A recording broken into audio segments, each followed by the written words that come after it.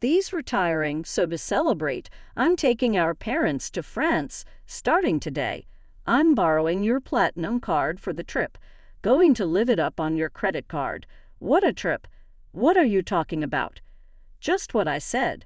No, I don't get what you mean by just what I said. Please explain. We need to hurry. I get it. We'll go soon. Sorry, I have to move on now. I'll hear the details when I get back. Just one thing, though. The credit card won't work. Huh. My jobless husband Parker took my credit card to take our parents-in-law on a trip. I put up with a lot from Parker, but this seems like the perfect opportunity. I'm going to make sure Parker learns a lesson, and when he returns from the trip, he'll have some big regrets. I'm Lee, a 32-year-old company employee. After graduating from a prestigious university, I got a job at a major company, and I've received good evaluations. Despite being only 32, my income is enough to support Parker, who doesn't work, and a child, if we had one, but that's hypothetical. We've been married for 2 years and don't have kids yet. We're thinking about having one soon, though. Blessed with a good job and income, I should be happy in my newlywed life, but I'm not. The part about having a child is hypothetical, but Parker not working isn't. I'm not hungry for dinner because I ate snacks. That's fine, but what about your job search? I didn't go for an interview today. Just stayed home looking at job websites. Parker quit his job a year ago and has been job hunting since. To be precise, he's been working part-time, but doesn't stick with any job for long. He starts a job, quits soon after, relaxes for a while, then looks for another part-time job. You're looking at part-time jobs again, aren't you? I'm looking at both full-time and part-time. Why don't you stop looking for part-time jobs and focus on finding a full-time position? I know, but there is a right time for everything. I wish Parker would find a steady job, but there is a reason he can't be pushed too hard. He quit his last job because of a conflict over work policies with his boss. That boss was notoriously difficult in the office. Parker stood up to the boss as the office representative, backed by his colleagues, but when the conflict escalated, his colleagues sided with the boss, not with Parker. As a result, Parker lost his boss's approval, felt betrayed by his colleagues, and found it hard to stay, so he left the company. Parker, dinner's ready. Can you bring it here? After quitting, Parker became reclusive, staying in his room. After about 2 weeks, he started coming out and helping with household chores. I'll do the dishes. Really? Thanks. Then it's all yours. Yeah, I've got nothing but time. Joking about that, Parker smiled, but it didn't seem genuine. Yet after another 2 weeks, he started job hunting. I have an interview today. Is it your top choice? Yeah, I'm going to get this job and start over. I'm rooting for you. Do your best. A month after quitting, Parker began job hunting in earnest, but even after a month, he couldn't find a job. Why am I always rejected? Damn it, it's all my previous company's fault. Don't get frustrated, you'll find something good. Of course I'm frustrated. I did nothing wrong. Parker might not be entirely blameless, but what happened at his last job wasn't entirely his fault either. Still, quitting because of interpersonal issues doesn't look good to potential employers. It's like I can't do anything right anymore. That's not true. You have an interview tomorrow. Let's work on your resume. It's pointless. I'm not going tomorrow. Repeated rejections wore Parker down, but after a while, he became defiant. One day, I came home to find torn-up resumes on the living room floor. Knowing the interview didn't go well, I chose my words carefully. Can you throw that trash in the bin? I'm done. Done with what? Job hunting. We can live on Layla's income, right? I don't need to work. Indeed, we could live on my income alone. Some people don't work and do a great job as full-time homemakers, but that's not Parker's situation. He's just avoiding unpleasant realities. I understand his reluctance to work after the bad experience at his last job and the unsuccessful job hunting, so I decided to be patient with Parker for a while. Parker, you still haven't found a job. What's your plan? I've worked hard before. This is just an extended break. I'm not just resting. I'm studying for the future. That's good to hear. Living near my in-laws, Parker's mother, Mila, and father, Nicholas, started visiting us more often after he quit his job. They were probably worried about him.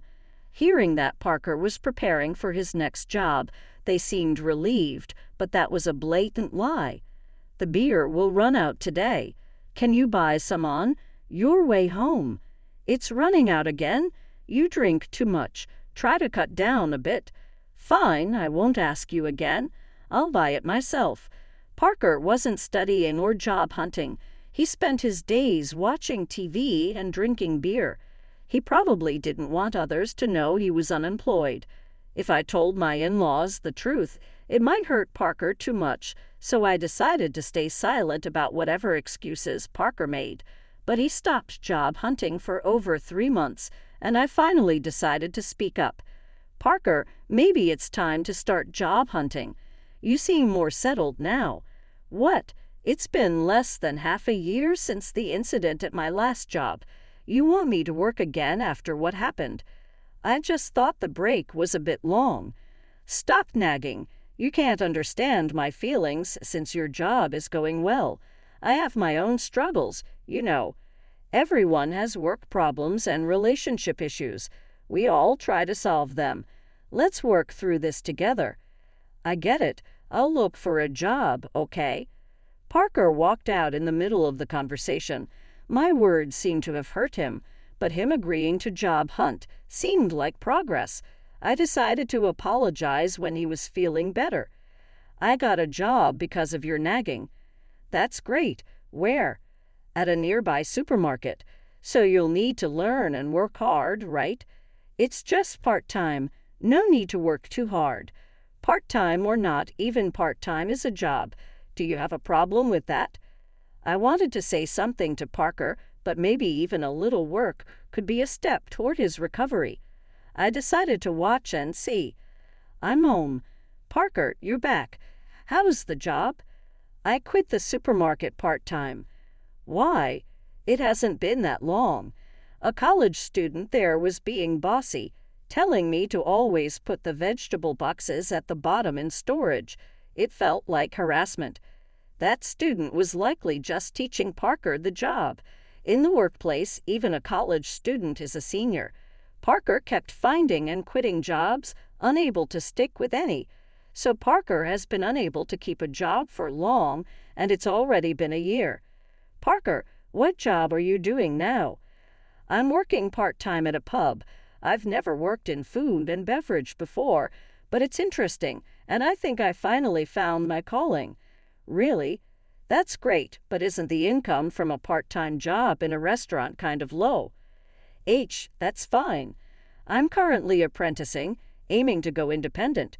So you plan to own your place someday? Exactly. The income's small now, but I'm working hard for my goal. Then take this. Treat yourself to something nice for once. Parker still puts on a good show in front of his parents, but as always, it's all lies. He quit the pub job 3 days after this conversation, lying and even taking allowance from his parents. This time I couldn't help but feel disappointed in my husband, so I decided to be a bit firmer than before. Hey, Parker. Later, please. I'm at a good part in the movie. You can pause it. I grabbed the remote control from the table, paused the movie, and forced a conversation. It's just pressing when you pause at the best part. What is it? Parker, you're 35, right? You know that's prime working age. Don't you think about the future? Spending all day at home, drinking, and just watching TV. The future. There are plenty of 35-year-olds not working. Many people enjoy life without a job. True, work isn't everything, but those people have something else they're dedicated to. Do you have something like that? Yeah, you're upset about me not working. I'll look for another part-time job.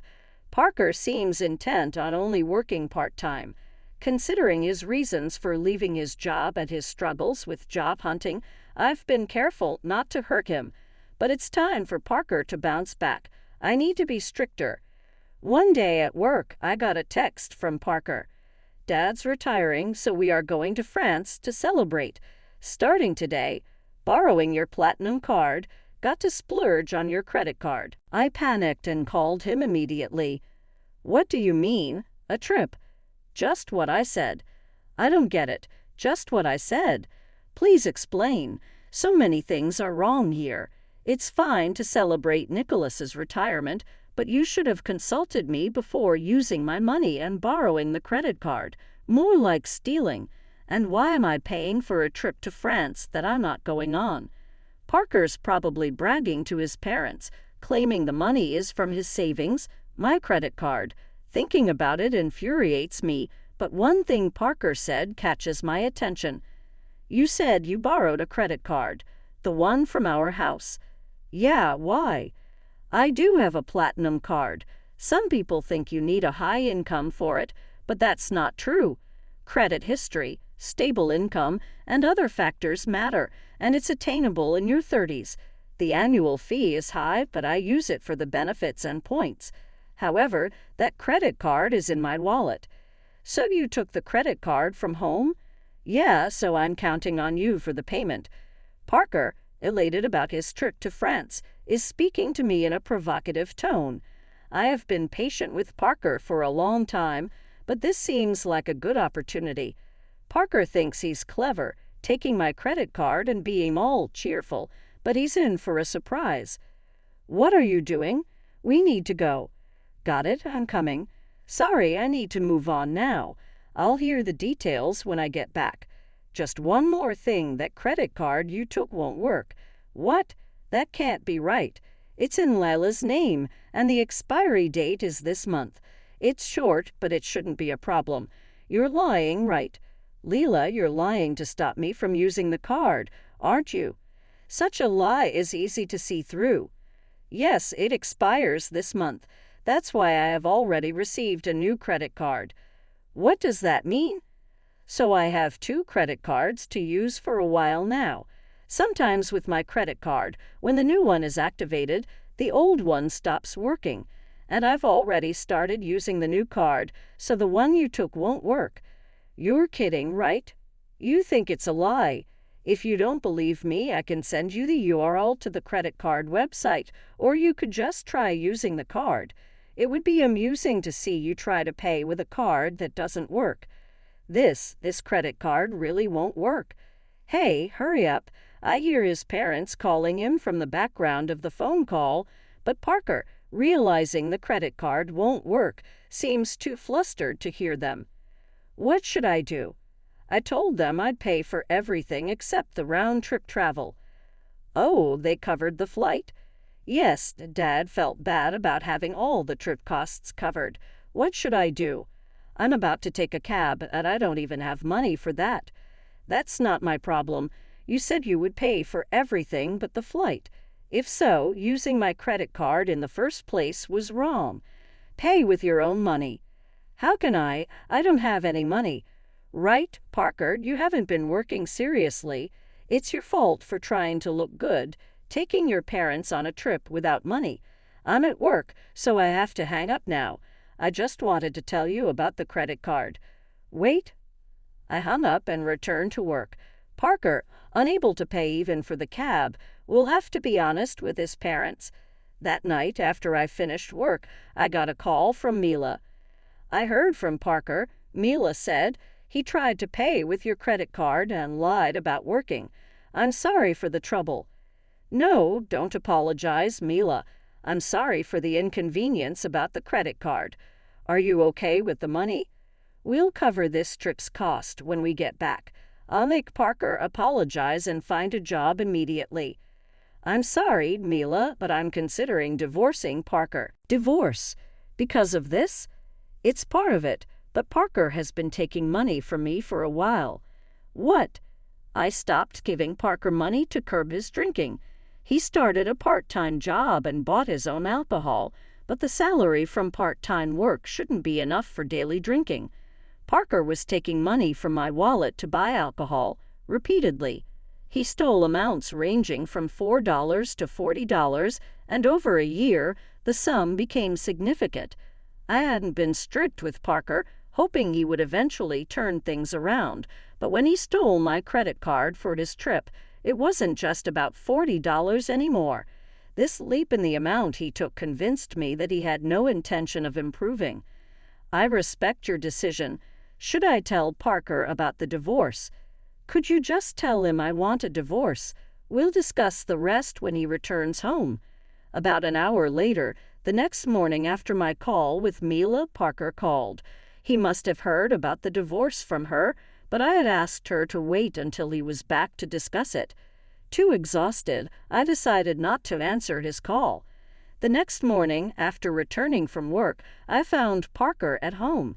He had cut his trip short. "I'll work properly now, please don't leave me," he pleaded. As I entered the living room and saw Parker, he immediately apologized. His regrets seemed sincere, but came too late. He had a whole year to change, yet still asked for another chance. I had warned him repeatedly, yet he squandered every opportunity. I'm not going to give Parker another chance because he gave up on me. My mind is made up. "Can you leave?" I asked. "Please don't say that. If you don't leave, should I move out?"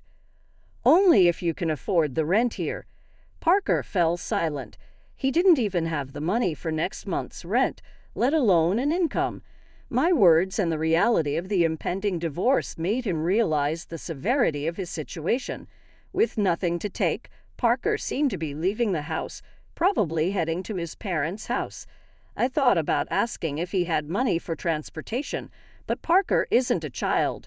He should manage his own affairs, money or not. I sadly watched Parker leave the house. After leaving, Parker went to his parents' house. Later, I received a call from Mila. My parents-in-law let Parker stay for one night, but then asked him to leave the next day. They thought he might become too reliant on them if he stayed. Creating a situation where he must fend for himself was perhaps their intention. It must have been painful as parents to send their son away. However, they made a tough decision for Parker's recovery. Kicked out from his parents' house, Parker came back to our house, pleading with me. "Please help me. I've got nowhere to go and no money." That's the result of your own actions. You need to handle it yourself. Everyone deals with their hardships. Maybe sometimes it's necessary to ask for help, but all you've done in the past year is abandon your responsibilities and do as you please. I didn't let Parker into the house and turned him away from the doorstep. The divorce eventually went through. Parker was reluctant, but with the support of his parents, it happened quicker than expected. I don't know what became of Parker, but he's probably still job-hopping and making excuses. I thought I would feel lonely without Parker, but I didn't. I had been stressed by his attitude and always careful not to hurt him. Not having to cater to him anymore, I have been living more comfortably.